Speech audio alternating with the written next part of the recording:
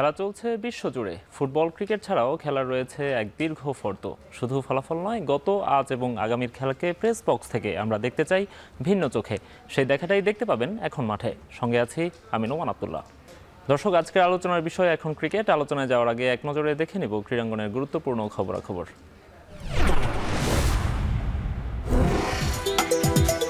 চুক্তির মেয়াদ শেষ হওয়ার প্রায় ১.৫ বছর আগে জাতীয় দলের সিনিয়র সহকারী কোচের পদ ছাড়ছেন মোহাম্মদ সালাউদ্দিন। জাতীয় দলে দায়িত্ব পালন করেছেন ১ বছর।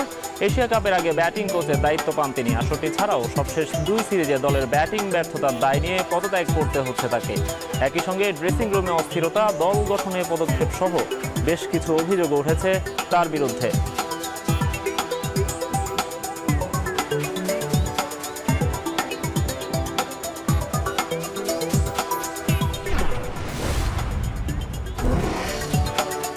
ফ্র্যাঞ্চাইজি বাছাইয়ে নানা বিধি নিষেধের পর অবশেষে আগামী ৫ বছরের জন্য বিপিএল এর ৫টি দল চূড়ান্ত করেছে বিসিবি। থাকছে না গেল ২ আসরের চ্যাম্পিয়ন বরিশাল, সফলতম দল কুমিল্লা ও খুলনা। এখনও নিশ্চিত হয়নি অংশগ্রহণকারী দলগুলোর নাম। বিতর্ক এড়াতে সর্বোচ্চ সতর্কতার কথা জানিয়েছেন আয়োজকরা।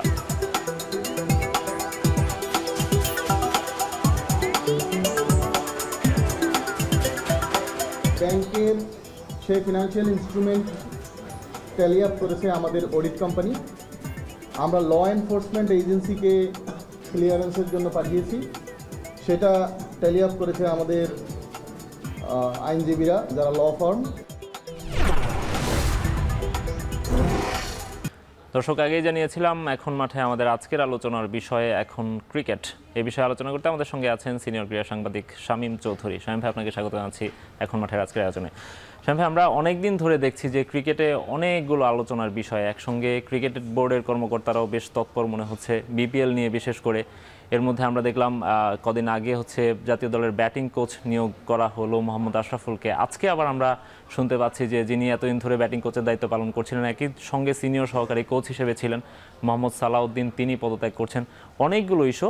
সবার আগে আমরা আলোচনা করতে চাই সালাউদ্দিনের ইস্যুটাতে। আমরা শুনতে পাচ্ছি তিনি আজকেই পদত্যাগপত্র জমা দিতে যাচ্ছেন বা জমা দিয়ে ফেলেছেন এরই মধ্যে।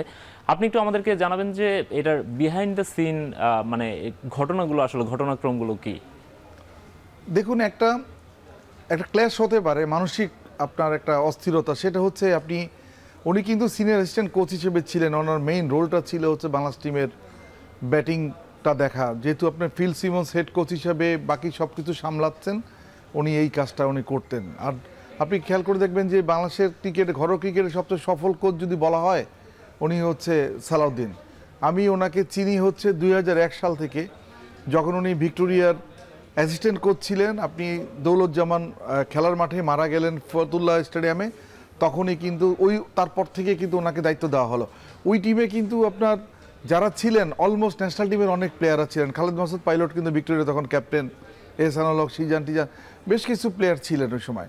তো একটা আবার মজার ব্যাপারটা হলো কি, কারণ পাইলটের বয়সের থেকেও কিন্তু তার বয়স কম। তাদের যে ভিক্টোরিয়ার যে অনেক ক্রিকেটারের থেকে, এনামূল হক মনিটনিতে তো অনেক থেকে ছোট ছিলেন উনি। মাত্র ২৯ বছর বয়সে উনি তখন বিকেএসপির কোচ ছিলেন, প্লাস হচ্ছে আপনার ভিক্টোরিয়া সামাল দিতেন। সেই টিমকে নিয়ে উনি চ্যাম্পিয়ন করিয়েছেন মোহামেডান আহ্বানের রাজত্ব ভেঙে দিয়ে। তখনই ধরা হচ্ছিল, আমি একটা ইন্টারভিউ করছিলাম যে সালাউদ্দিন মানে সাফল্য। এরপরে কিন্তু আপনার আসছে যে কর্পোরেট লিগ করলো, কর্পোরেট লিগে আরাফ অ্যাপারেলস, একেবারে অখ্যাত একটা টিম, যেটা বসুন্ধরা বেসকিমকো টিমকে বিট করে তারা কিন্তু আপনার কর্পোরেট লিগে চ্যাম্পিয়ন হয়েছে। ওই কর্পোরেট লিগের ওই ফরম্যাটটাই কিন্তু পরবর্তীতে আপনার যেটা বিপিএল করলো ফ্র্যাঞ্চাইজি লিগে পরিণত হয়েছে। এখন ওনার এই রোলটা ছিল যেটা উনি একটু ডোমিনেটিং, একটু পাওয়ার উনি রাখতে চান। কেন যেন মনে হচ্ছে যে আপনি কুমিল্লা ভিক্টোরিয়ান্সকে কয়েকবার চ্যাম্পিয়ন করে ওনার একটা আত্মবিশ্বাসও বেড়ে গেছে। ন্যাশনাল টিমের প্লেয়াররা ওনাকে খুব পছন্দ করেন। অনেকের পছন্দের কোচ হিসেবেই কিন্তু উনি ক্রিকেট বোর্ডে আসছেন। কারণ আমি যতটা জানি সেটা হচ্ছে সিনিয়র ক্রিকেটারদের রিকোয়েস্টেই ক্রিকেট বোর্ড ওনাকে কোচ হিসেবে ওনাকে এনেছেন। এটা খুব কমফোর্টেবল ছিল। কিন্তু প্রশ্ন হচ্ছে যে এখন যে কথাগুলো উঠছে, উনি হলো বিকেএসপির কোচ, বিকেএসপি থেকে উনি উঠে আসছেন।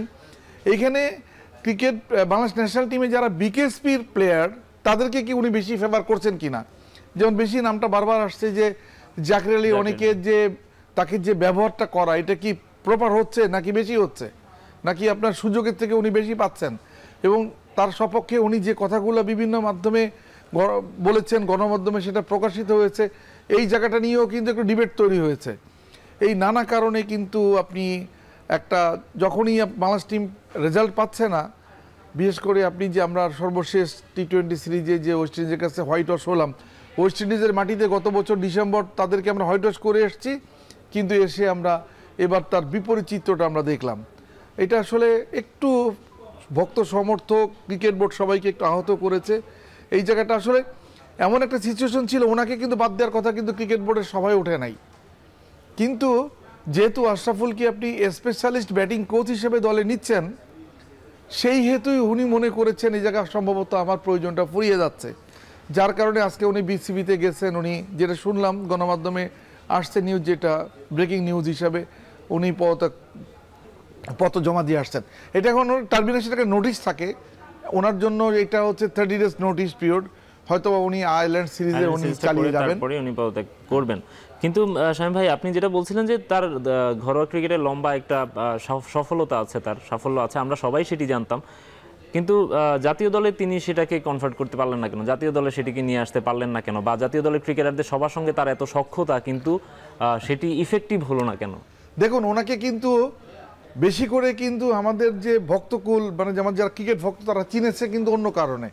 সেটা হচ্ছে উনি সালাউদ্দিনের, মানে উনি হচ্ছে সাকিব আল হাসান, যে সাকিব আল হাসান আজকে যে এই পর্যায়ে উঠে আসছে তার পেছনে যে সবচেয়ে বড় অবদানটা ওনার। আমি একটা ঘটনা না বললেই নয়। আপনি 2005 সালে 4-5 ক্রিকেট মৌসুমে সাকিব আল হাসান তখন বয়স মাত্র কত 16-17 বছর। সাকিব আল হাসানের খেলার কথা ছিল হচ্ছে উত্তর স্পোর্টিংয়ে। উনি কিন্তু উত্তর স্পোর্টিংয়ের সাথে চুক্তিবদ্ধ হয়েও গিয়েছেন। যখন উনি বিকেএসপি ডিজি রুমে বসা খবর পেয়েছেন সালাউদ্দিন যে ওনাকে নিয়ে যাচ্ছে উত্তর স্পোর্টিংয়ে, এই যে এখন কিউরেটর বেলাল, উনি কিন্তু উত্তর স্পোর্টিংয়ে তখন ম্যানেজার, 50,000 টাকা চুক্তিতে ওনাকে নিয়ে যাচ্ছে হচ্ছে উত্তর স্পোর্টিংয়ে। তখন এই সালাউদ্দিন দৌড়ে এসে বলে কি না, এটা আমার প্লেয়ার, আমি ওকে নিব আমার টিমে।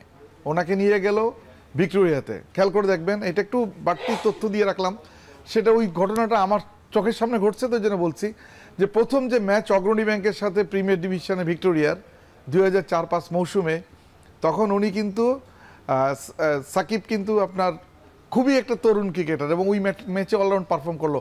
এই থেকে কিন্তু সালাউদ্দিন সাকিবের কোচ হিসেবেই সালাউদ্দিনকে চেনা শুরু করলো। পরবর্তী আপনি দেখেছেন যে যখনই আমাদের এই আব্দুল রাজ্জাক রাজ, এখন উনি যে ওমেন্স উইংয়ের উনি চেয়ারপারসন হয়েছেন, ওনার যখন অ্যাকশন ত্রুটি হচ্ছে, আমাদের যতগুলো স্পিনারের অ্যাকশন ত্রুটি হয়েছে তাদেরকে প্রাথমিকভাবে সারিয়ে তোলা দায়িত্বটা কিন্তু নিজ থেকে নিয়েছেন।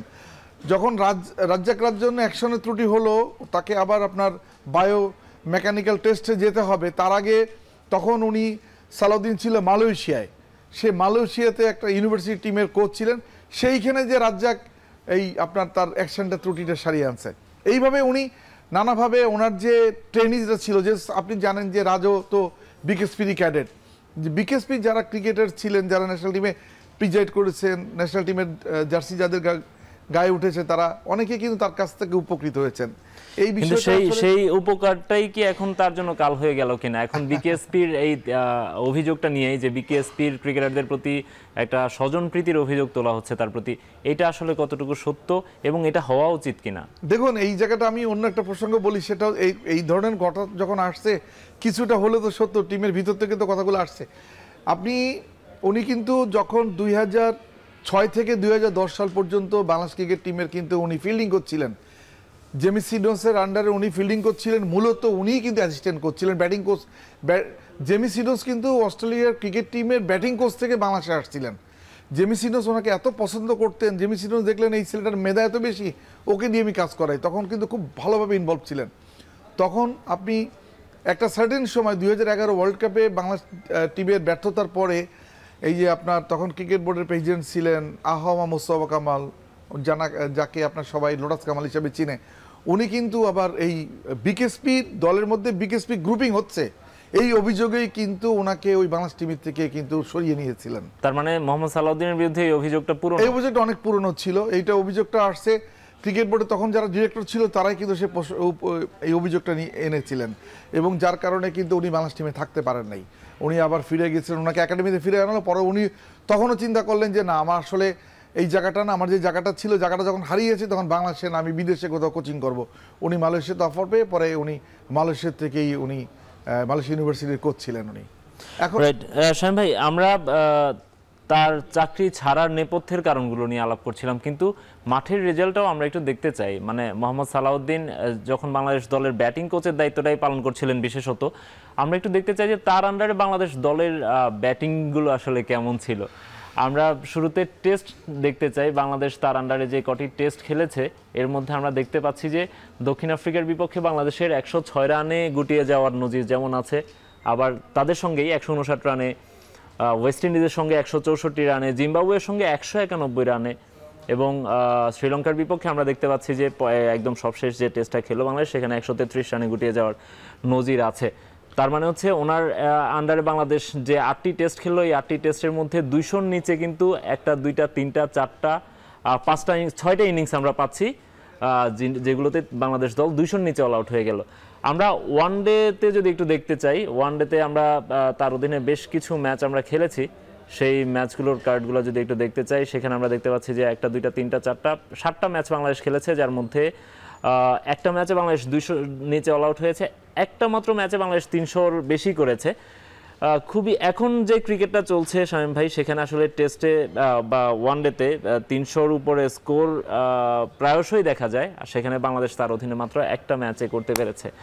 আর আমরা যদি তার অধীনে ওয়ানডে ম্যাচে অন্যান্য রেজাল্টগুলো দেখি, সেখানে আমরা দেখতে পাচ্ছি যে টি-20তে যদি আমরা দেখতে চাই, সেখানে আমরা দেখতে পাই যে বাংলাদেশ 200-র উপরে রান করতে পেরেছে একটিতে, 200-র কাছাকাছি করেছে 2-1টি ম্যাচে, 196, 189 রান, 191 রান আমরা দেখেছি, কিন্তু হারের সংখ্যা অনেক বেশি। তার মানে তাকে যে দায়িত্বটা দেওয়া হয়েছিল ব্যাটিংটাকে হচ্ছে গুছিয়ে আনার, আমরা ওয়ানডে টেস্ট বা টি-20 কোনোটিতেই সেভাবে কনসিস্টেন্টলি ব্যাটারদেরকে রান করতে দেখিনি। অর্থাৎ আমরা যদি মাঠের রেজাল্টের কথাই বলি, নেপথ্যের কারণগুলো আমরা বাদ দিলাম, স্বজনপ্রীতি বা একাদশ গঠনে হস্তক্ষেপ বা অন্যান্য যা যা অভিযোগ আছে সেগুলো আমরা বাদই দিলাম, মাঠের রেজাল্টটাও তো ভালো হচ্ছে না। তার মূল দায়িত্ব যেটি ছিল সেটিকে তিনি ঠিকঠাক পালন করতে পেরেছেন কিনা?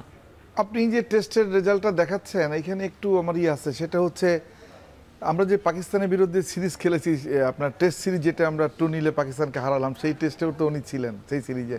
আজ আমি যেটা বলি, সেখানেও কিন্তু বাংলাদেশের ব্যাটিং টপ অর্ডার কিন্তু কলাপস করেছিল, পরবর্তীতে মেহেদী মিরাজ, কিন্তু আপনার ওই সিরিজটা কিন্তু আমরা 2-0 জিতেছি। আমাদের যে সবচেয়ে বড় প্রাপ্তি কিন্তু পাকিস্তানের হোমে পাকিস্তানকে হারানো, এটা কম কথা না, আবার হোয়াইট ওয়াশ করা।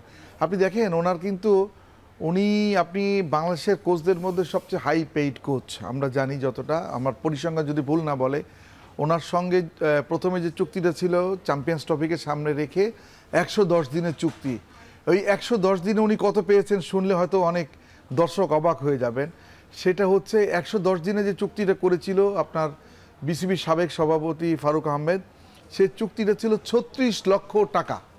ক্যান ইউ ইমাজিন, বাংলাদেশের কোনো কোচ আপনি 110 দিনের চুক্তিতে 36 লক্ষ টাকা পাবে। এর বাইরে কিন্তু কতগুলো ওনার প্রণোদনা ছিল, যেমন আপনি টেস্ট জিতলে যদি আপনার যে বেটার র্যাঙ্কিংধারী টিমের সাথে জিতেন, সেক্ষেত্রে হচ্ছে আপনি পাচ্ছেন $1,500। আপনি যদি ওয়ানডেতে বেটার টিমের সাথে জিতেন $800, এবং টি-20তে বেটার টিমের সাথে জিতলে $500। এই ছিল ওনার হচ্ছে প্রাইজ মানিটাও ছিল, উইনিং প্রাইজ মানি যেটাকে বলা হয়। এটা প্রথম চুক্তিতে। পরবর্তী চুক্তি যেটা হয়েছে গত বছরের জুনে, যেটা হলো এই চুক্তিটা হচ্ছে এই বছরের জুনে, যে চুক্তিটা বহাল থাকবে 2027 সালের 30শে নভেম্বর পর্যন্ত, মানে ওয়ার্ল্ড কাপ আমরা তার অধীনে খেলার কথা, আমাদের পরবর্তী ওয়ার্ল্ড কাপটা, ওয়ানডে ফরম্যাটে ওয়ার্ল্ড কাপটা। এই চুক্তিটায় ওনার বেতন হচ্ছে 9,61,000 টাকা প্রতি মাসে। এইটা হচ্ছে, এবং এই চুক্তির বাইরে এইটা কিন্তু টোটালি, এবং ওনার যে ট্যাক্সটা টোটালটা ক্রিকেট বোর্ড পে করবে। অর্থাৎ এত টাকার যখন চুক্তি, ট্যাক্স অ্যাটলিস্ট প্রতি মাসে 2 লাখ টাকা করে আসবে। অর্থাৎ ওনাকে কিন্তু কোনো মাসেই আপনি 11-12 লাখ টাকার নিচে দিচ্ছেন না, ওনার পেছনে খরচ হচ্ছে না ক্রিকেট বোর্ডের। আপনি শন টেইটের বেতন ওনার নিচে, কেন ইমাজিন? শন টেইটের মতো ওয়ার্ল্ড লেভেলের একটা বোলার এবং কোচ, ওনার বেতন তার নিচে। এবং আমাদের কোচিং স্টাফে ফিল সিমন্সের বেতনই তার থেকে বেশি, আর কারো বেতন ওনার থেকে বেশি না। এই অবস্থা গেছেন। আপনি দেখেন আমাদের এখানে কিন্তু আপনার খুব অভিজ্ঞ কোচ হলো সারোয়ার ইমরান, উনি ওমেন্স টিমের হেড কোচ এখন। ওনার বেতন 4.5 লাখ টাকা, ওনার 2.5 গুণ বেতন উনি পান সব কিছু মিলে। আর কি ওনাকে ওনার ক্ষেত্রে আসলে এই ইমোশনটা বেশি কাজ করছে। এই আমাদের মিডিয়া, আমরা গণমাধ্যমেই ওনাকে বেশি উঠিয়ে দিয়েছিলাম। তারপরে হচ্ছে আপনার যে ওনার সিনিয়র প্লেয়াররা যেমন মুশফিক, সাকিব, তামিমরা, তাদের তো খুব কমফোর্টেবল জোনে উনি আছেন। তাদের রিকোয়েস্টেও ক্রিকেট বোর্ড বারবার দেখেছেন ওনার ক্ষেত্রে, যার কারণে ওনার বেতনটা এই অবস্থায় দাঁড়িয়েছেন। তা ঘরোয়া ক্রিকেটে উনি কুমিল্লা ভিক্টোরিয়ান্সে যে টিমকে চ্যাম্পিয়ন করেছেন, ওই টিমের, আমি জানি না এটা হয়তো বেশি বলা হবে, ওই টিমের যে কেউই কোচিং করলে চ্যাম্পিয়ন হবে। আন্দ্রে রাসেল, মোহাম্মদ রিজওয়ানরা সেই টিমে খেলেছেন, তাই না? ওই টিমের আপনি কি দেখবেন? একটা টিমই করেছে যে চ্যাম্পিয়নদের নিয়ে, ওয়ার্ল্ড চ্যাম্পিয়ন দিনে জাতীয় দলে আসার পরে উনি মূল চ্যালেঞ্জটা টের পেলেন। আরেকটা বিষয় কি হতে পারে যে মোহাম্মদ আশরাফুলকে ব্যাটিং কোচের দায়িত্ব দেওয়ার কারণে উনি এখানে কি ইগোর কোনো ব্যাপার ছিল কিনা? আমি প্রথমেই মেনশন করেছি এটা, যে ওটার মনস্তাত্ত্বিক একটা কারণ থাকতে পারে যে মোহাম্মদ আশরাফুলকে যখন স্পেশালিস্ট ব্যাটিং কোচ হিসেবে দায়িত্ব দিচ্ছে, সেহেতু হয়তো আশরাফুলের ব্যাটিংয়ের যে উনি যে তালিমটা দেন, এই জায়গাটা ওনার যে ভূমিকা সেটা কম হয়ে যাবে, এটা হয়তো ফিল করেছেন উনি নিজের থেকেই। ওনাকে মনে হচ্ছে যে আমি কি তার থেকে নিচে চলে গেলাম কি না, হয়তো এটা একটা কারণ হতে পারে। আর একটা কথা আপনাকে জানিয়ে রাখি, আশরাফুল কিন্তু শুধু আপনি বাংলাদেশ টিমের কোচ না, উনি কিন্তু আপনি কদিন পরে যখন বিপিএল এ কোচিং করাবেন, রংপুর রাইডার্সের ব্যাটিং কোচ হিসেবে ফিরে যাবেন। তারপরে হচ্ছে উনি, আপনি জানেন উনি একটা দলের কোচিং করাচ্ছেন, এবং লিগ ক্লাব ক্রিকেটে আমাদের মার্সে যে ক্লাব ক্রিকেট হবে সেখানেও একটা টিমে কোচিং করবেন। তারপরে হচ্ছে উনি চলে যাবেন হচ্ছে মাইনর কাউন্টি লিগে, যখন অফ সিজনে খেলেন, তাই না? সুতরাং আশরাফুলের উইন্ডোগুলোও কিন্তু খুব ব্যস্ত উইন্ডো আছে। সে ব্যস্ত উইন্ডোর মধ্যে আশরাফুলের সাথে ক্রিকেট বোর্ড কিন্তু ওই চুক্তি করে নাই তাকে দীর্ঘমেয়াদী, শুধুমাত্র আয়ারল্যান্ড সিরিজের জন্য। আপনি কনসালটেন্ট ব্যাটিং কোচের আইডিয়াটা কিন্তু নতুন নয়, আমরা এর আগেও দেখেছি। গর্ডন গিজ বাংলাদেশ টিমের থেকে চলে যাওয়ার পরও 2 দফায় উনি কিন্তু কনসালটেন্ট ব্যাটিং কোচ ছিলেন। আমরা কনসালটেন্ট ব্যাটিং কোচ হিসেবে আমরা জাভেদ মিয়াঁদাদের মতো লিজেন্ডারি কিন্তু আমরা পেয়েছি, তাই না? সুতরাং আপনার মুদাসসার নাজ্জারকে পেয়েছি কনসালটেন্ট ব্যাটিং কোচ হিসাবে, এমন কোচকে পেয়েছি যারা ওয়ার্ল্ড লেভেলে সবাই তাদেরকে চিনে, ওয়ার্ল্ড স্ট্যান্ডার্ড, ওয়ার্ল্ড স্টার, এমন কেউ পেয়েছি। বিভিন্ন সিরিজের আগে অথবা বিশ্বকাপের আগে অথবা বিভিন্ন টুর্নামেন্টের আগে আমরা দেখি যে কনসালটেন্ট নিয়োগ দেওয়ার ব্যাপারটা আছে। সেটা হতেও পারে। আশরাফুলের কন্ট্রাক্টটা যদি আমাদেরকে একটু বলতেন, ওনার সঙ্গে কন্ট্রাক্ট। আশরাফুলের সাথে এখন যে কন্ট্রাক্টটা হয়েছে, এখন কন্ট্রাক্ট এই যে বিসিবির সর্বশেষ সবাই প্রস্তাবিত হয়েছে, আশরাফুলের সাথে আশরাফুলের নামটা আসছে। এটা হবে যেটা হবে ডে টু বেস, আমি যেটা জানি, যেটা বুঝতে পেরেছি এতদিন ধরে, যে ডে টু ডে বেসড। আপনি ধরেন আয়ারল্যান্ডের সাথে সিরিজে ওনার ওয়ার্কিং ডে কয়টা পাবে, সেই ওয়ার্কিং ডে অনুযায়ী ওনাকে চুক্তি হবে। যদি পরবর্তীতে ক্রিকেট বোর্ডে ভালো লেগে থাকে, তখন হয়তো আশরাফুলকে অফার করবে যে একটু বড় পরিসরে দায়িত্ব নিতে। এই কাজটা কিন্তু আপনার এর আগেও আপনার ভেটরির সাথেও এই ধরনের চুক্তি ছিল, আপনার মোশতাক আহমেদের সঙ্গে প্রথমে এভাবেই ছিল, না আপনার ইভেন সালাউদ্দিনের সাথে প্রাথমিক চুক্তিটা এইভাবেই ছিল। রাইট, সেটাই। আমরা শামীম ভাই আপনার সঙ্গে আলোচনা করছি ক্রিকেট নিয়ে, এবং ক্রিকেট নিয়েই আপনার কাছে আবারও ফিরবো। তার আগে ছোট্ট একটা বিরতি নিব। এখন মাঠে নিচ্ছে একটা বিরতি, ফিরছি একটু পরেই।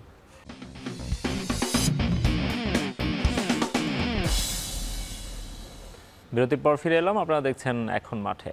দর্শক, ক্রিকেট নিয়ে আমরা আলোচনা করছি। আমাদের সঙ্গে আছেন সিনিয়র ক্রীড়া সাংবাদিক শামীম চৌধুরী। শামীম ভাই, আমরা শেষ করেছিলাম সালাউদ্দিন এবং আশরাফুল সহ বাংলাদেশের জাতীয় দলের ব্যাটিং কোচের বিষয়টা নিয়ে। আমরা একটু বিপিএল এর দিকে তাকাতে চাই।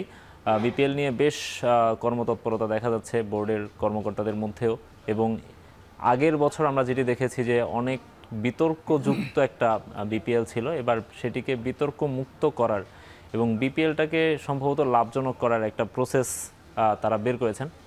ফ্র্যাঞ্চাইজিগুলোকে 5 বছরের জন্য তারা দায়িত্ব দিতে যাচ্ছেন। আপনি একটু আমাদেরকে বলবেন যে এই বিপিএল নিয়ে যে ভাবনাগুলো বা যেভাবে দলগুলো বাছাই করা হলো, ফ্র্যাঞ্চাইজিগুলো বাছাই করা হলো, প্রক্রিয়াটা কেমন ছিল এবং এটার আসলে কনসিকুয়েন্সটা কেমন হতে যাচ্ছে? দেখুন, আমি আপনার পেছনের প্রশ্ন থেকেই আসছি। সেটা হচ্ছে বিপিএলে কিন্তু যখন প্রবর্তন হয়, তখন কিন্তু ইভেন্ট ম্যানেজমেন্ট কোম্পানি যেটা ছিল গেমন স্পোর্টস ম্যানেজমেন্ট, তাদের সাথে 6 বছরের চুক্তি ছিল, এবং ফ্র্যাঞ্চাইজিদের সাথেও 6 বছরের চুক্তি ছিল। কিন্তু আপনি খেয়াল করে দেখবেন ওই 6 বছরের মধ্যে কতবার টিমগুলোর ফ্র্যাঞ্চাইজ চেঞ্জ হয়েছে, এবং সেখানে কিন্তু ইস্যুগুলো কিন্তু আপনার এই পেমেন্ট ইস্যু নিয়েই কিন্তু ঝামেলার কারণ। তারপরে হচ্ছে ফ্র্যাঞ্চাইজিদের মধ্যে ঢাকা গ্ল্যাডিয়েটর্স আপনার স্পট ফিক্সিং এবং ম্যাচ ফিক্সিংয়ে জড়িত হয়, তাদের উপরে একটা মানে বিপিএলে একটা বিরূপ প্রভাব ফেলছে, তাদেরকে বাদ দিয়ে অন্য ফ্র্যাঞ্চাইজ নিতে হয়েছে। এক বরিশালের ফ্র্যাঞ্চাইজি কতবার চেঞ্জ হয়েছে দেখেন, ঢাকার ফ্র্যাঞ্চাইজি চেঞ্জ হয়েছে কতবার।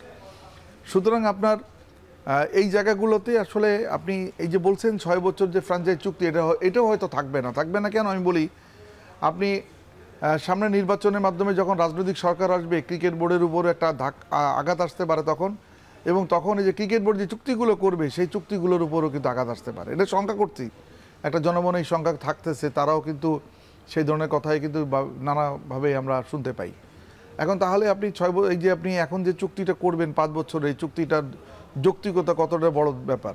কারণ এইবার দেখবেন আপনি রংপুর রাইডার্স বাদ যদি আপনি দেন, তাহলে আপনি কোনো ফ্র্যাঞ্চাইজ পাবেন না যাদের লিকুইডিটি মানি, যাদের প্রাতিষ্ঠানিক নাবিল গ্রুপ আছে, যাদের হচ্ছে আপনার যে ওকে ব্যবসায়িক প্রতিষ্ঠান হিসাবে অতটা সুনাম বা অতটা আপনার যে কর্মকাণ্ড তাদেরকে পরিচালিত করতে আমরা দেখি নাই, বা আমরা জনমনে সেই ধরনের খবরও আমরা দেখি নাই। সুতরাং এখানে আপনার ক্রিকেট বোর্ড যেটা করছে সেটা হচ্ছে কি যে তারা বলছে যে এইবার তারা বিপিএলকে স্বচ্ছ এবং আপনার যে খেলাফি মুক্ত বিপিএল করতে চায়। আগে যেগুলো হতো, সর্বশেষ আসরে যেটা হয়েছে সেটাতে পেমেন্ট ইস্যুতে ক্রিকেট বোর্ড অলমোস্ট 1-2টা ফ্র্যাঞ্চাইজ বাদ দিয়ে বাকি সবার কাছে কিন্তু রংপুর রাইডার্স এবং বরিশাল বাদ দিয়ে অলমোস্ট সবার কাছে কিন্তু টাকা পায়।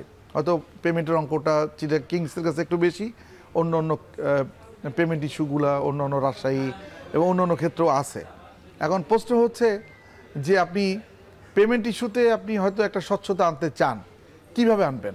সেটা হচ্ছে বলা হচ্ছে যে আপনি 2 কোটি টাকা হচ্ছে ফ্র্যাঞ্চাইজ ফি 1 বছরের জন্য, আর আপনার ব্যাংক গ্যারান্টি 10 কোটি টাকা। 2 কোটি আর 10 কোটি কত হচ্ছে? 12 কোটি টাকা হচ্ছে। এই 12 কোটি টাকা প্লেয়ারদের একটা টিমের জন্য পুরোপুরি একটা টিমের পরিচালনা, ক্রিকেটারদের পেমেন্ট সব কিছু মিলে ধরে নিচ্ছে যে এত টাকা হবে।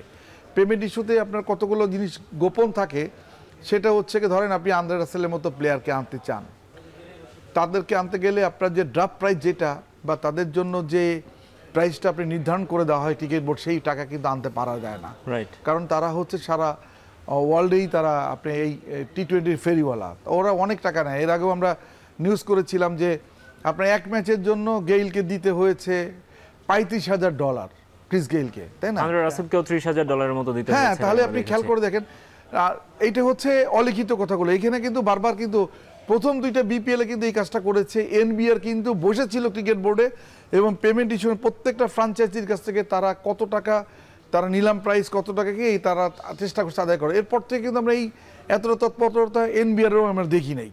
এখন আপনি যেমন দিলশানের এটা ছিল, ড্রাফট প্রাইস ছিল $1,00,000, অথচ দিলশান কিন্তু যখন দেশ ছেড়ে চলে যায় তখন সে বলছে যে সে $3,00,000 তাকে দেওয়া হয়েছে। তাহলে কি দাঁড়ালো? বাকি $2,00,000 কিভাবে গেল? হয় এটা হুন্ডি হয়ে চলে গেছে, অথবা তাদের এটা তারা পকেটে করে নিয়ে গেছে, অথবা তাদের যে এই ট্যাক্স রেভিনিউটা এনবিআরকে বঞ্চিত করা হয়েছে। এইভাবেই হয়, কিন্তু বেশিরভাগ ক্রিকেটারকে এইভাবেই আনা হয়। আমরা বেশিরভাগ মানে কি স্টারদের এইভাবে আনা হয়। এই জায়গাটা আর একটু দেখা দরকার। আর যেটা বলছে এবার কিন্তু এবার একটা জায়গায় যেটা আপনি বিপিএল এর আবেদন যেটা ছিল, আমরা প্রথম আসরে দেখছি 6টার পর থেকে 7টি করে টিম হয়েছে। এইবার কিন্তু দলের সংখ্যা কমে 5-এ চলে আসছে। যদি 5-এ চলে আসে তাহলে ম্যাচ সংখ্যা আপনার কমে যাবে। ম্যাচ সংখ্যা কমে গেলে আপনার যে মিডিয়া রাইটসের ভ্যালুটা কমবে, খুবই স্বাভাবিক। যদিও বিসিবি যদিও ফ্লোর প্রাইসটা আমি যেটা দেখলাম যে মিডিয়া রাইটসের ক্ষেত্রে গতবার যা পেয়েছে তার থেকে বেশি টাকা তারা ফ্লোর প্রাইস ঠিক করেছে। এরপরে হচ্ছে যে আপনার এইখান থেকে আপনার যে আপনার ব্র্যান্ডিং ভ্যালুটা, দ্যাট মিনস হচ্ছে যে আপনার টাইটেল স্পন্সর, তারপরে হচ্ছে ইন স্টেডিয়াম রাইটস যেগুলো, সেইগুলোর অঙ্কটা কমে আসবে। তো বিষয়গুলো, এবং একটা ফ্র্যাঞ্চাইজির যে ম্যাচ সংখ্যা যখন কম, তখন ওই ফ্র্যাঞ্চাইজিও যে আপনার যে তাদের যে সহযোগী স্পন্সর নিবে, সেই স্পন্সরের মানিও সেভাবে পাবে বলে আমার আশা করছি না। একেও টিকিট সেলিং রাইটসে গতবার কিন্তু বিপিএল একটা রেকর্ড করেছিল, আপনি নিজেও জানেন যে 13 কোটি টাকার মতো টিকিট সেল করেছিল। মানে টিকিটের একটা টিকিট স্পন্সরশিপ মানি থেকে, স্পন্সরশিপ রাইটস থেকে একটা 1 কোটি টাকার মতো আসছে, আর 12 কোটি টাকা টিকিট বিক্রি করে আসছে, যেটা অতীতের 8টি সংস্করণে মাত্র 15 কোটি টাকা আসছে। অর্থাৎ এক সংস্করণের টাকা দিয়েই 8 সংস্করণের টাকা দেখানো হয়েছে আগে। সেই ক্ষেত্রে আপনি যখন ম্যাচ কমে যাবে, আপনি একটা হিসাব করতে পারেন যে 5টা টিমের ম্যাচ হবে কয়টা, যদি একটা টিম ম্যাচ সর্বোচ্চ খেলতে পারবে 8টা, আগে খেলতে পেরেছে 12টা, মানে আপনার লিগ রাউন্ড রবিন লিগে। এরপরে আপনি যদি চলে যান, আপনি অর্থাৎ যে কোয়ালিফায়ারে যান, সেক্ষেত্রে আপনার ম্যাচ আরও বাড়বে। না হলে আপনি একটা টিমের খেলাটা শেষ হয়ে যাবে কিন্তু মাত্র 12টা ম্যাচে, অর্থাৎ কি 12টা না 8টা ম্যাচে শেষ হয়ে যাবে। এই জায়গাটা ভাবতে হবে। এখন টোটাল আপনি যেটা আবেদন যেটা চাচ্ছেন বিপিএল এর আবেদন, বিপিএল আপনি ঢাকার বাইরে এবার আরও একটা ভেন্যুকে যোগ করতে চাচ্ছেন, যেটা আমরা সাধারণত সিলেট এবং চিটাগাং হয়, এবার আরও একটা ভেন্যু যোগ করতে যাচ্ছে। যদি সেই ধরনের কিছু হয় তাহলে এই বিপিএলটা কি খুব বেশি আবেদন ফেলবে? আবার দেখেন বিপিএল এর কিন্তু স্পট ফিক্সিংটাকে এবং ফিক্সিংটাকে দুর্নীতি মুক্ত করার জন্য এবার কিন্তু অ্যালেক্স মার্শালকে আনা হয়েছে, তাই না? উনি ইন্টিগ্রেটেড ডিপার্টমেন্টের হেড হিসাবে উনি দায়িত্ব পালন করবেন, পাশাপাশি ওনাকে আপনার একটা ফি দিতে হচ্ছে এবং ওনাকে আপনার ক্রিকেট বোর্ড সর্বশেষ সবাই কিন্তু ওনাকে আবার নিয়োগপত্রও দিয়েছে, সেটা হচ্ছে ওনাকে একটা মাসিক বেতনের ভিত্তিতে ওনাকে নেওয়া হচ্ছে। এটা গেল। আপনার পুলিশের একজন সাবেক এআইজি, এডিশনাল আইজি, ওনাকে আপনার এই ইন্টিগ্রিটি ইউনিটে ওনাকেও নেওয়া হয়েছে, ওনার পেছনে একটা ভালো বেতন ধরা হয়েছে। অর্থাৎ বিসিবির আকসুর আগে যে খরচটা ছিল, এই আকসুম আকু যেটা ক্রিকেট বোর্ডে বলা হয় এন্টি করাপশন ইউনিট, সেই খরচটা কিন্তু এবার কয়েক গুণ বেড়ে যাচ্ছে এখন থেকে আর কি, এই বিপিএল থেকে। যদি আপনার এইটা হয় তো বিপিএল এ যে আপনি বললেন যে বিপিএল এর আয়টা আগের থেকে বেশি হবে, আমি তো আয় বেশি হওয়ার কোনো লক্ষণ দেখছি না। আপনি যদি হিসাবগুলো করেন, যোগ কোনো আপনাকে একেবারে দৃশ্যমান চোখে আপনার আসলে এই বিপিএল ডেফিসিট হবে কিনা এটাই ভাবতে হচ্ছে। কিন্তু লভ্যাংশের চেয়ে বিসিবি বা আয়োজকরা হয়তো গুরুত্ব দিচ্ছেন যে বিতর্ক মুক্ত করার। আমি আপনার কথা ধরেই একটু দেখতে চাই যে বিপিএল এর ফ্র্যাঞ্চাইজি যাদেরকে দেওয়া হয়েছে, আপনি বলছিলেন যে অনেক যাচাই বাছাই করে দেওয়া হয়েছে, 5টা ইয়েকে দেওয়া হয়েছে, ফ্র্যাঞ্চাইজি দেওয়া হয়েছে, এবং যাদেরকে দেওয়া হয়েছে এদের মধ্যে 2-1টা ফ্র্যাঞ্চাইজি ছাড়া বেশিরভাগই কিন্তু আমরা তাদেরকে সেভাবে চিনি না। আমরা একটু দেখতে চাই যারা আছেন, যারা পেয়েছেন, এর মধ্যে রংপুরের পেয়েছেন টগ স্পোর্টস, চট্টগ্রামের triangle services limited, Dhaka champion sports, Rajshahi Nabil group এবং সিলেট জেএম স্পোর্টস। আপনি বলছিলেন দুটো ফ্র্যাঞ্চাইজির কথা, টগ স্পোর্টস মানে রংপুর এবং রাজশাহীর কথা, বাকিদের আপনি বলছেন যে তাদের কথা সেভাবে শোনা যায়নি। আমরা জেনেছি যে 11টা প্রতিষ্ঠান হচ্ছে চেয়েছিল বিপিএল এর ফ্র্যাঞ্চাইজি, সেখান থেকে 6টিকে বাদ দিয়ে এই 5টিকে দেওয়া হয়েছে। 6টিকে কোন ক্রাইটেরিয়ায় বাদ দেওয়া হয়েছে, এই 5টিকে আপনি যেহেতু বলছেন যে এদের ব্যাপারেও সেভাবে জানা যায়নি, এদেরকে কোন ক্রাইটেরিয়ায় দেওয়া হয়েছে? দেখুন, প্রথমে কিন্তু 3জনকে বাদ দিয়েছে, তাদের যে কোম্পানির তাদের যে আপনার যে ইয়ারলি টার্নওভার বা বিভিন্ন কিছু মিলে, যেমন একজনকে বাদ দিয়েছে আদালতের নির্দেশ, আদালতের মামলা চলছে আপনার চিটাগাং কিংস প্লাস হচ্ছে, যে তাদেরকে বলা হচ্ছে খেলাফি, এবং তাদের খেলাফির পরিমাণটা যেটা বলছে এটা আসলে মিলছে না। তাদের খেলাফির পরিমাণটা ক্রিকেট বোর্ড শো করেছে 46 কোটি টাকা। এই জায়গাটা বিতর্ক আছে এই কারণেই যে আমি নানাভাবে দেখেছি, ধরেন আপনি তো ব্যাংকে টাকা গচ্ছিত রাখেন নাই, ব্যাংকের থেকে টাকা তারা নেয়ও নাই, অর্থাৎ আপনি সেই টাকা সুদ হতে হতে 2012-র 2013 টাকা ওনারা এখন কেন দিবে? তারপর আরেকটা আছে, সেটা হচ্ছে কি যে একবার কিন্তু রাইট অফ করলে সেই টাকাটা বেচেতে পারেন না। এটা কিন্তু ক্রিকেট বোর্ডের অডিট রিপোর্টে আপনি 2017 পরে ওদের কাছে কোনো পাওনা দেনা আছে বলে কোথাও শো করে না। অর্থাৎ রাইট অফ করে 2021 সালে কিন্তু তাদের কাছে যে প্রথম 2 আসরের টাকাটা পেতো বকেয়া যেটা ছিল, সে রাইট অফ করে দিয়েছে cricket board. Say right of করার পরে কেন আবার টাকাটা চাইলো, আর কেন যে তাদের অঙ্কটা 46 কোটি টাকা হলো, এটা দেখার ব্যাপার আছে। এই জায়গাটা ক্রিকেট বোর্ডই ভালো বলতে পারবে, যদিও তারা লিগ্যাল অ্যাডভাইজারের মাধ্যমে তাদেরকে নোটিশটা দিয়েছে। আর এখন হচ্ছে যে আপনার যে আরও 2টা বাদ দেওয়া হয়েছে, এই প্রথমে 3টা বাদ দিছে, তারপরে 3টা বাদ দিলে থাকে হচ্ছে আপনার 8টা। জি, সে 8টা থেকে আপনার 3টা বাদ দিছে। একটা সম্ভবত দেশ ট্রাভেল ছিল, তাই না? জি, আপনি দেশ ট্রাভেলটা কিন্তু আমরা রাস্তাঘাটে দেখি, তাই না? এদের কিন্তু মোটামুটি এদের ব্যবসায়িক সুনাম আছে, যেহেতু তারাও রাজশাহীর ফ্র্যাঞ্চাইজি চেয়েছে এবং নাবিল গ্রুপও চেয়েছে, এটা একটা কারণ হতে পারে। কিন্তু আপনি আকাশবাড়ি হলিডে চেয়েছিল হচ্ছে বরিশাল, তারা পায়নি। বরিশাল কিন্তু আমার তথ্য ঠিক যদি বলে, বরিশাল কিন্তু শুরু থেকে কন্টিনিউ করছিল। একটা খুলনার ফ্র্যাঞ্চাইজি একটা পায়নি। খুলনা তো আপনি 3টা বিভাগকে কিন্তু এবার মোটামুটি বঞ্চিতই করেছেন এক করতে যদি বলি আমি। কুমিল্লা, এখানে ফরচুন বরিশালের যে ফ্র্যাঞ্চাইজিটা ছিল, যারা মোটামুটি বিতর্ক মুক্ত থেকে গত 2টো আসর খেলেছে। বিতর্ক মুক্ত বলছে এই কারণে যে বিতর্ক defending champion, right, defending champion, at the same time যে অভিযোগগুলো উঠেছিল সেই অভিযোগগুলো থেকেও তারা অনেকটা মুক্ত ছিল। ক্রিকেটারদের পেমেন্ট ইস্যুতে যদি বলি, হোটেল বিল টিল বা অন্যান্য যেসব ইস্যুগুলো ছিল, তারা কেন আসলো না এবং তাদেরকেও কেন ডাকাও হলো না আর কি? এটা অনেক বড় কোশ্চেন। সেটা হচ্ছে যে আপনি তাদেরকে ডাকা হলো কি না, আমরা যত জানি যে বরিশালে যে ফ্র্যাঞ্চাইজ ফরচুন বরিশাল, এই ফরচুন গ্রুপের যে কর্ণধার আপনি মিজানুর রহমান, উনি শুরু থেকে বলেছেন উনি এই বিপিএল এবার থাকবেন না। এটা হয়তো একটু মানসিক একটা দ্বন্দ্ব আছে, সেটা হলো কি যে উনি কিন্তু ক্রিকেট বোর্ডের নির্বাচনে উনি কাউন্সিলরশিপও পেয়েছিলেন, পরবর্তীতে উনি নির্বাচন করতে চেয়েছিলেন, কিন্তু আদালতের আদেশের পরে ওনার যে ফ্র্যাঞ্চাইজি, ওনার যে আপনার কাউন্সিলরশিপটা সেটা রহিত হয়ে যায়, যদিও পরবর্তী ফিরে পেয়েছে, কিন্তু উনি আর ওইটা একটু অভিমানী করেছেন কেন যেন মনে হয়, ওইখান থেকে উনি আসেন নাই।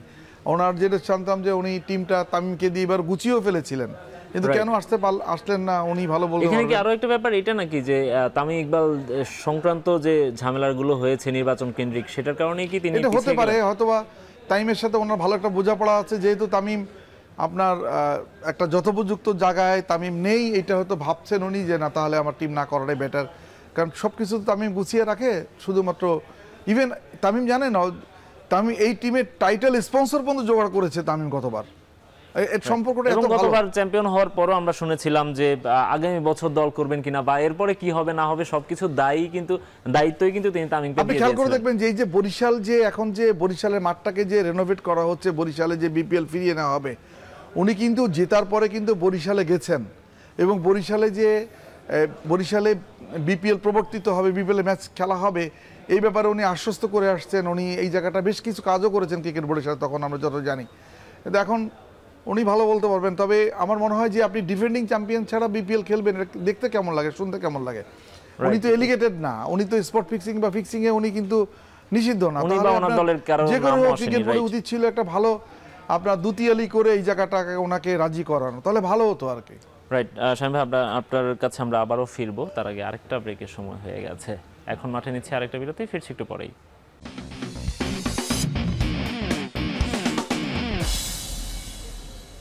বিরতির পর ফিরে এলাম, আপনারা দেখছেন এখন মাঠে। দর্শক, আলোচনা করছিলাম ক্রিকেট নিয়ে, আমাদের সঙ্গে আছেন সিনিয়র ক্রীড়া সাংবাদিক শামীম চৌধুরী। শামীম ভাই, আমরা বিপিএল নিয়ে আলোচনা করেছি, জাতীয় দল নিয়ে আলোচনা করেছি, এইসবের মধ্যেই বাংলাদেশ আরও একটি সিরিজে খেলতে নামছে। আয়ারল্যান্ড আসছে আগামীকাল, আয়ারল্যান্ডের বাংলাদেশে আসার কথা। সেই সিরিজকে সামনে রেখে টেস্ট দলটা বাংলাদেশের এরই মধ্যে ঘোষণা হয়ে গেছে। আপনার কাছ থেকে এই দলটা নিয়েও জানতে চাবো, তার আগে একটু দলটাও দেখে নিতে চাই। বাংলাদেশ কালকে যে দলটা ঘোষণা করলো, সেখানে একটা বিষয় একটু আমার কাছে খটকা লেগেছে, সেটি হচ্ছে 14 সদস্যের দল বাংলাদেশ কালকে ঘোষণা করেছে। নাজমুল হোসেন শান্ত আবারও অধিনায়ক হিসেবে ফিরেছেন। সেখানে আমরা একটা নাম দেখতে পাচ্ছি, ইবাদত হোসেন, তিনি ফিরেছেন অনেকদিন পরে, জাতীয় দলে তিনি আবারও ফিরেছেন। এবং মুশফিকুর রহিম টেস্ট দলেই নিয়মিত খেলছেন। আমরা স্কোয়াডটা মোটামুটি দেখলাম।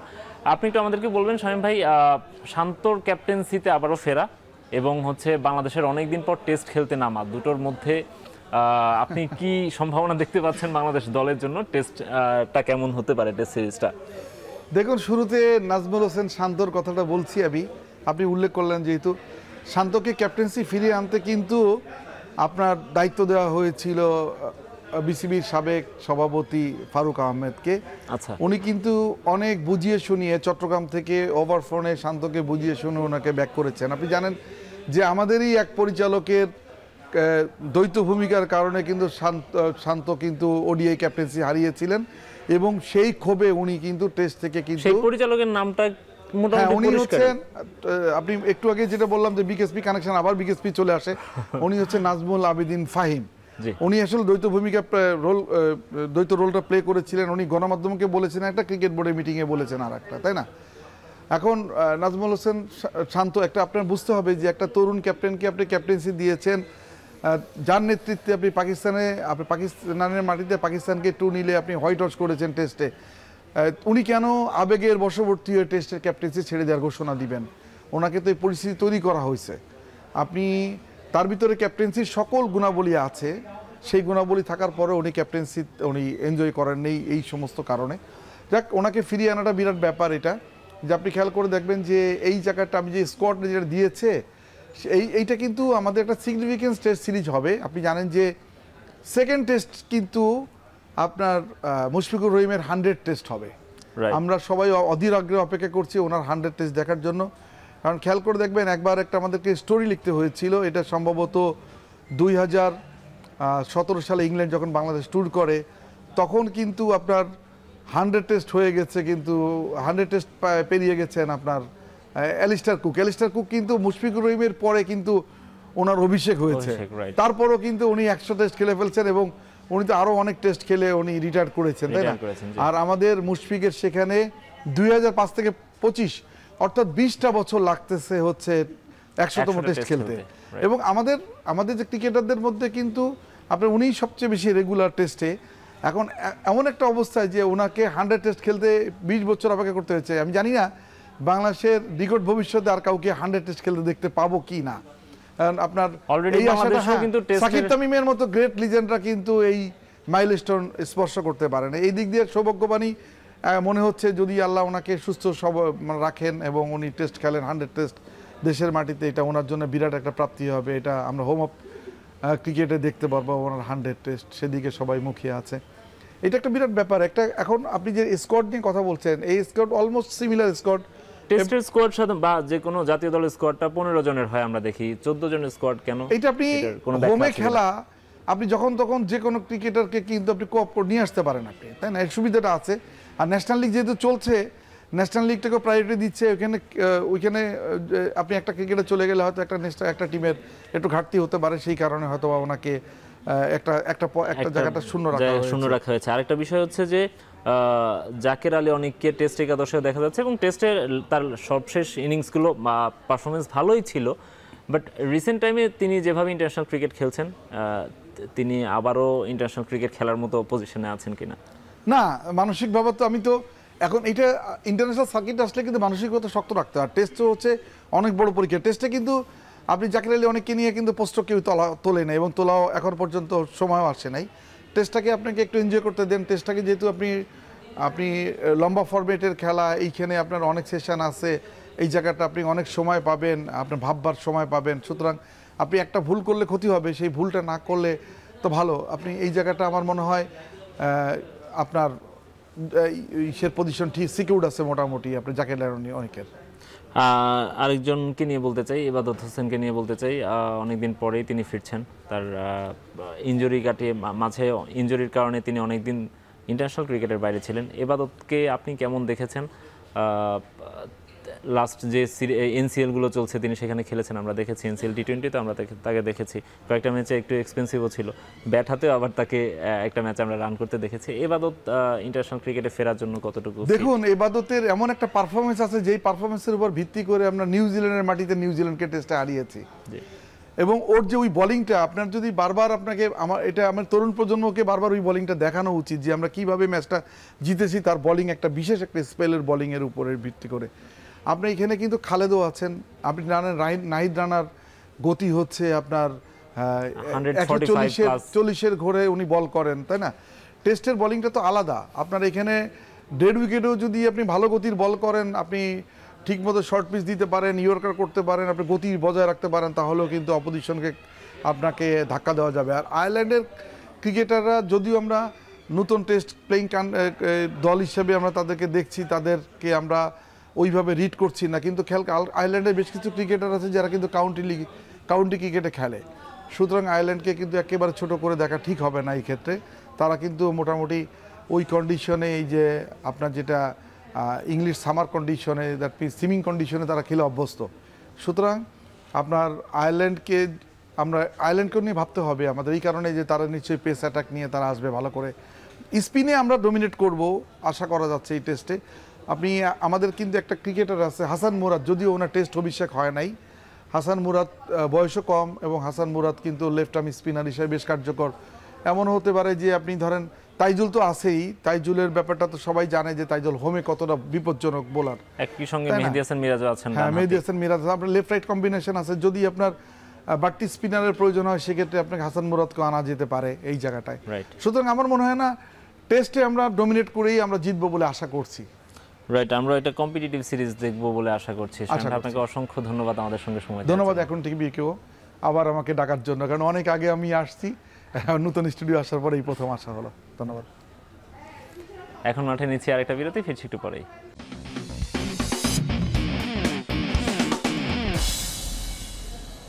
বিরতির পর ফিরে এলাম আরও একবার, আপনারা দেখছেন এখন মাঠে।